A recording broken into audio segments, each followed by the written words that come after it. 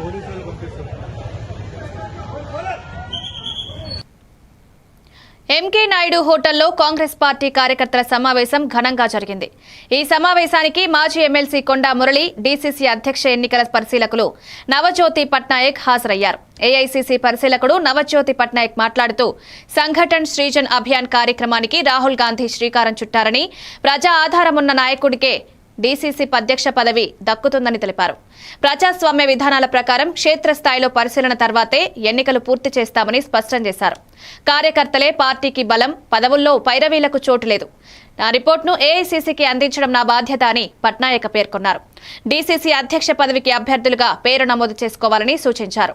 మాజీ ఎమ్మెల్సీ కొండా మురళి మాట్లాడుతూ పట్నాయక్ రిపోర్ట్ ఆధారంగా ఏఐసీసీ డీసీసీ అధ్యక్షుని గుర్తిస్తుందని, పోరాటాల గడ్డ ఓరుగల్లు నుంచి ప్రజాస్వామ్య పునాదులు బలపడుతున్నాయని చెప్పారు.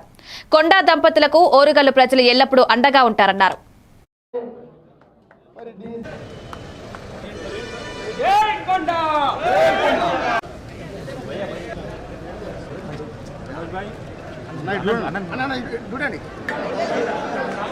ఇప్పుడు లేదు. రాహుల్ గాంధీ గారు వచ్చిన తర్వాత ఆ ఆనవాయితీ తీసేసిండు. జనం దగ్గరికి పోవాలి, జనం మాటే వినాలి. కాంగ్రెస్ కార్యకర్తలు మెజార్టీ వాళ్ళు ఎవరి పేరు చెప్తే వాళ్ళే మరి డీసీసీ అధ్యక్షుడైతే తప్ప కొండముని పేరు, కొండ సురేఖ పేరు, లేకపోతే ఇంకెవరి పేరు ఉండదు. మనందరినీ గమనిస్తా ఉంటాడు పట్నాయక్ గారు. చాలా సింపుల్ ఉంటారు, ఇంకొక పనిలో కూర్చోరు, ఎక్కువ మాట్లాడరు. దయచేసి డివిజన్ వారీగా మరి మీరందరూ కూడా మీ అభిప్రాయాలు ఎవరైతే బాగుంటుంది అని మీరు చెప్పవలసిన బాధ్యత ఉంది. कांग्रेस से कॉर्पोरेटर वरंगल ईस्ट 24 डिवीजन से जो कॉर्पोरेटर मेरे साथ बैठे हैं, आधा नमस्कार और आदरणीय प्रणाम।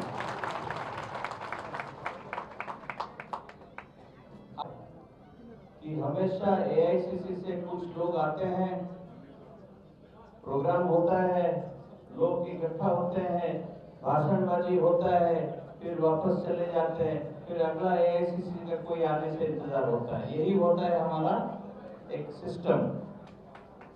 लेकिन मैं आप लोग के सामने, मैं किस लिए उपस्थित हूँ, आप लोगों के सामने मैं किस लिए आया हूँ, मैं आपको